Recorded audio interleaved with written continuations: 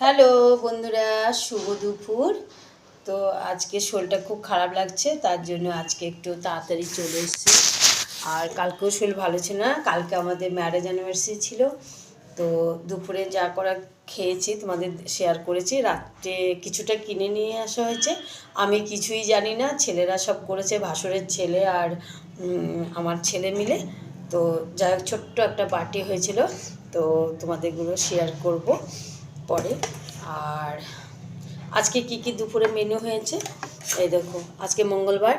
এই দেখো সব, এটা এর কুমড়ো, আলু আর গাজর সেদ্ধ, এই লঙ্কা দিয়ে মাখা করব, আর এই কাঁচা তেল, ঘিও নেব এর মধ্যে, আর একটা মিক্স সবজি বানিয়েছি, আর কিছুই করিনি।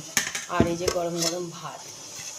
আর এটা হলো সকালে ছেলেকে পোলাও মতো ফ্রাইড রাইস করে দিয়েছিলাম। এটা ছেলে বলছে ভাত নিয়ে যাবো মা, আর তরকি টরকি দিও না।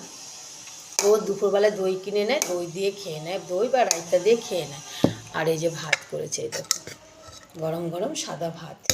ঠিক আছে বন্ধুরা, খাওয়া দাওয়া করা যাক, তোমরাও খাও। ঠিক আছে, টাটা, বাই বাই।